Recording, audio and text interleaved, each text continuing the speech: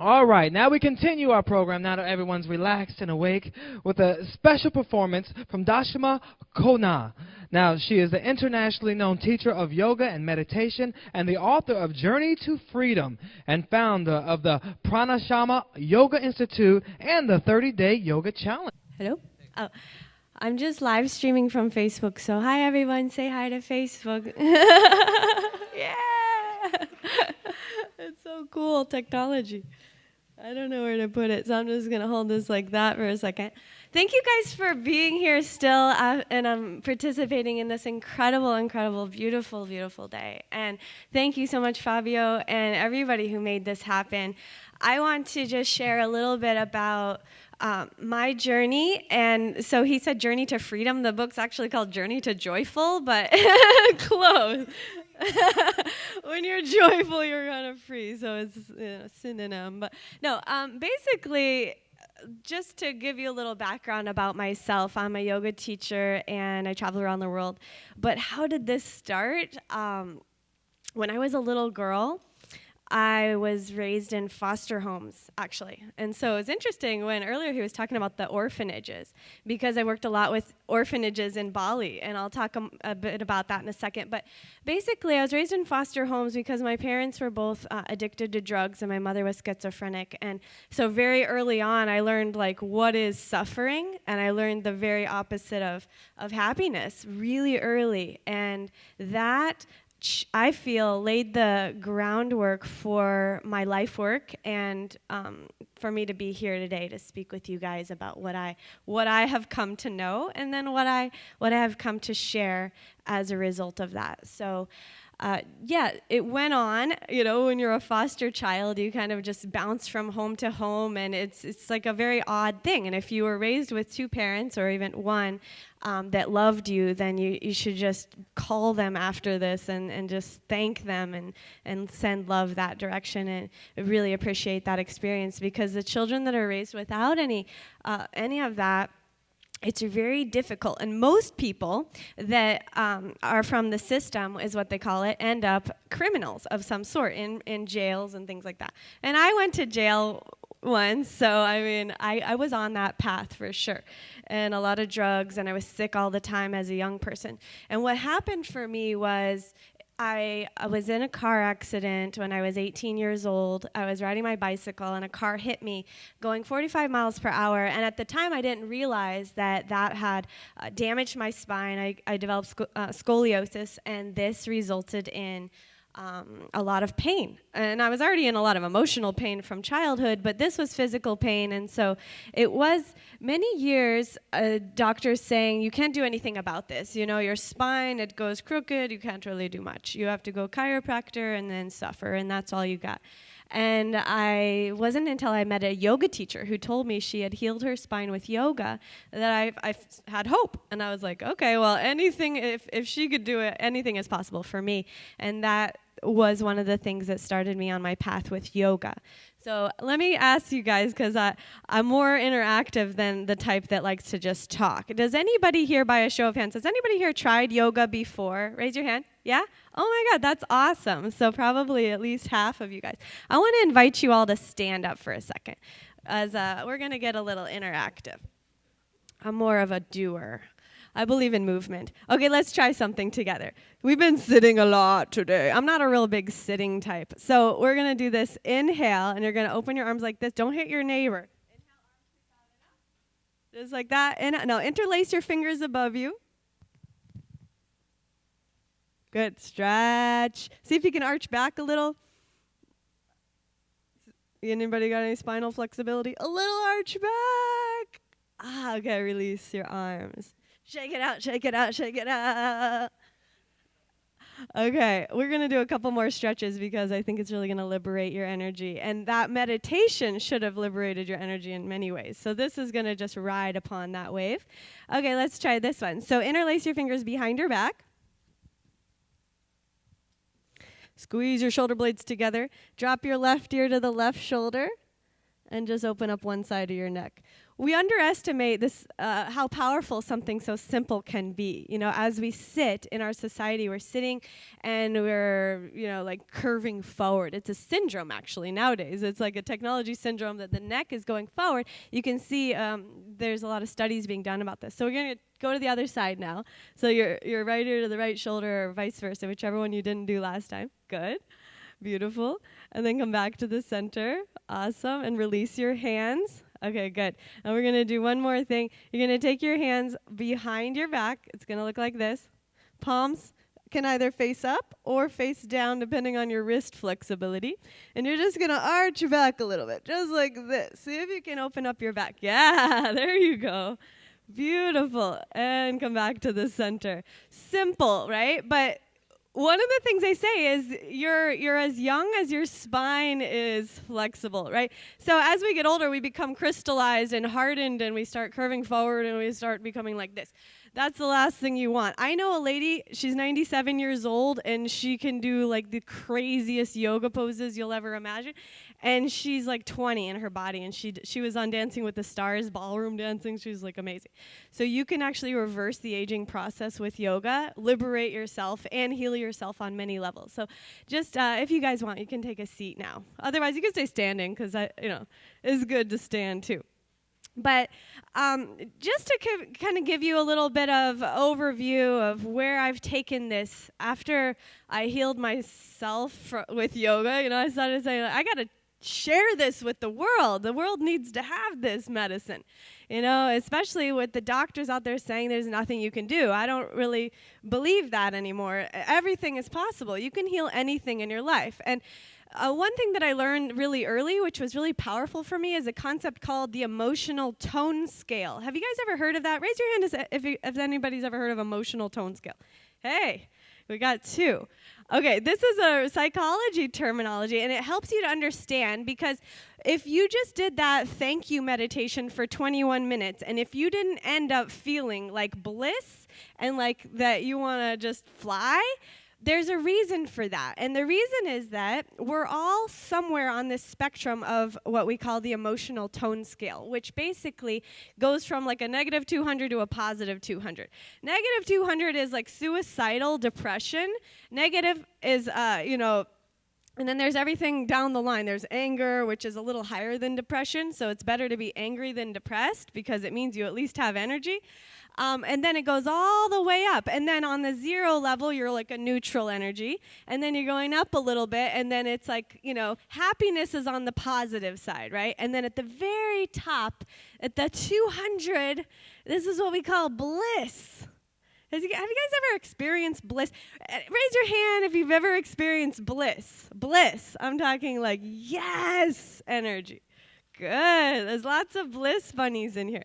So I call it tapping into the bliss channel. The bliss channel is like a vibration, the vibration of God frequency, right?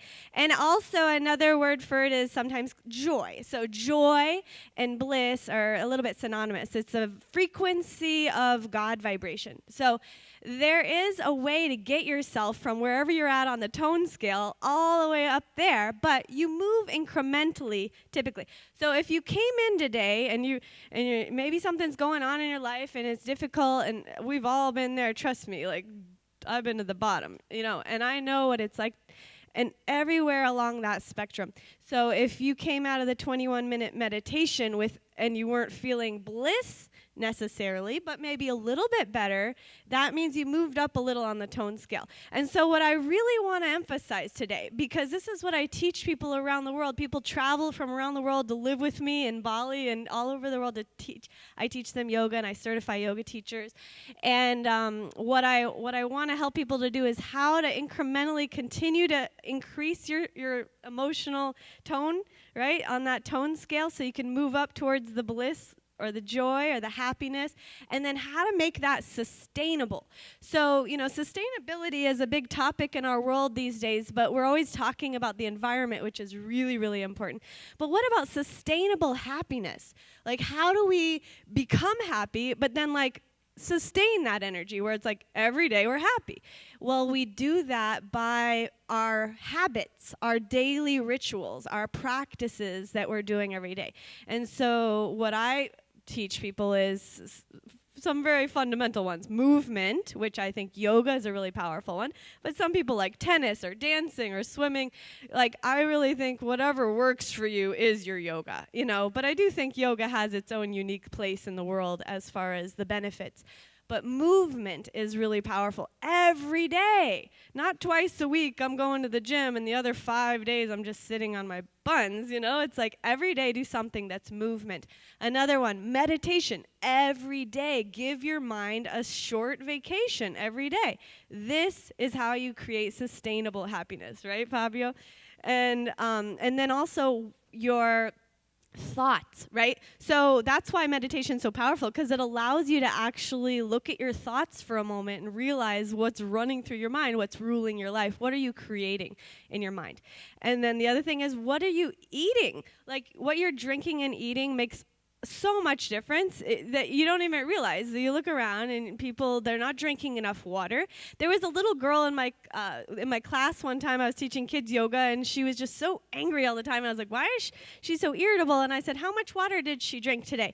And she pulled out this little 8-ounce bottle of water, and she hadn't even opened it, and that was her whole day. I was like, you didn't drink any. She drank no water, and she was really cranky. The moment we gave her water, she became happy.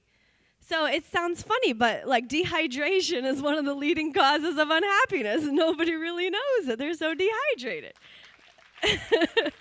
Simple. It really is, like, some of it's very simple, and then some of it's more complex.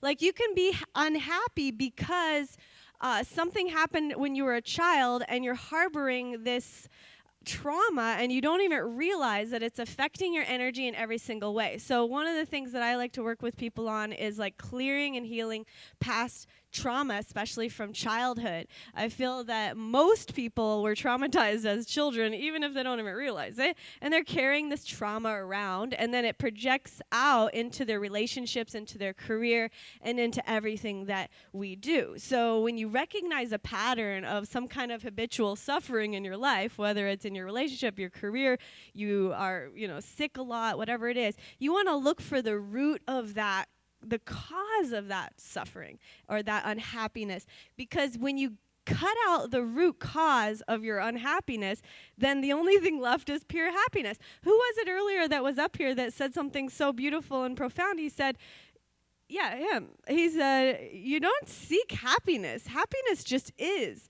So what we actually are doing is clearing away the layers of what is not. What is not happiness? What is not you? Who are you at the core? Who are you at the fundamental essence of your being?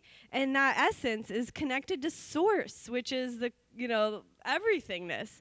So when you recognize that, when you see that you are interconnected with all beings and that you are one with source, and that at that fundamental level of your, molecular biology and the cells and the essence and the soul and the spirit and like who you truly are is like everythingness, is infinite potential. And that is the meditation I invite you to take into your mornings and to take before bed, so that you can start to see yourself in a magnificent way and start to believe in yourself on the deepest core level, and then start to dream and visualize what you want your life to be like every single day. And from there, you can take your gifts and your talents and share it with the world, and that's how we can spread happiness. When you're empowered, when you feel connected to source, when you feel connected to your purpose, then happiness is a natural byproduct, because passion is streaming through your veins, and you're living and you're breathing your passion. And so I encourage you all to adopt daily health rituals that I've just mentioned, like yoga and movement, meditation, eating healthy, and drinking plenty of water. And the other one that I'm going to offer you today as a practice that I really, really, really believe in, and I hope you guys will do this, because it's a risky thing for me to suggest, but hugging. Okay, so let me ask you guys by a show of hands, who here is like a hugger? Like you would say you're a hugger. Yeah, that's like over half. Okay, cool. Now, those of you who are not yet huggers, we're trying to convert you today, and I'm just going to give you one good reason.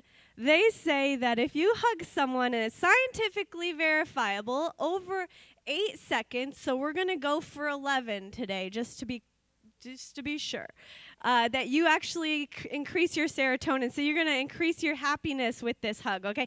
You can choose someone you already know, so you don't have to hug a stranger if you're not ready for that.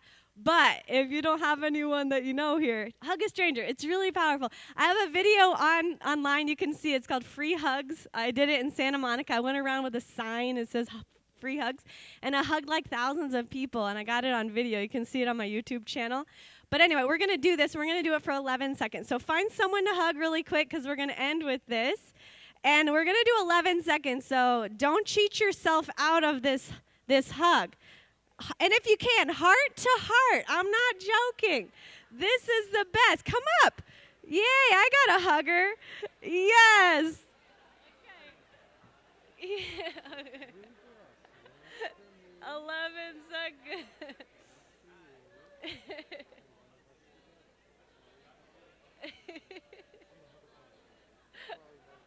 Yay, that's the best.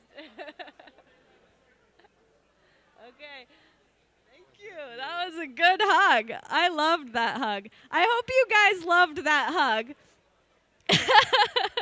Yes, we got the group hug. Yes. We actually.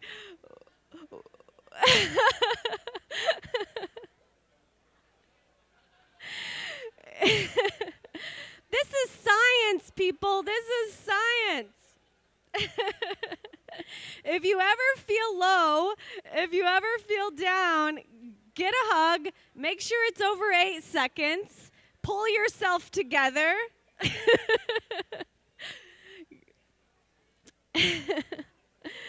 Thank you guys for being bold with that because I didn't know how it would be received, but you are very awesome people, so I figured you could do it.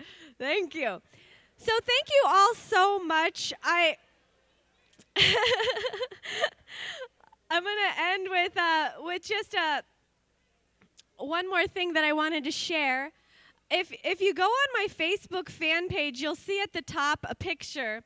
And this picture is really beautiful and profound. It's an image of 1 million children, 1 million children meditating together in Thailand, and they do this every year. It's 1 million children meditating together in Thailand, and it almost looks fake, but I actually have a video so you can see the truth of it. Every single year in December, and it's so powerful because I really believe in a quote from the Dalai Lama that said, if every 8-year-old was taught to meditate, we would have world peace within 1 generation. And so I feel that is our responsibility, the youth, in this world, to actually empower them and teach them these practices so that we can have this as a realistic goal, happiness and peace globally. And so if you have children, or if you work with children, or if you know anybody, we want to start to pass this on to them in our Western society as well. Meditation so that we can create more happiness and world peace. Thank you guys so much. You can learn about me on my Facebook, on YouTube. My name is Dashama. Have a beautiful day.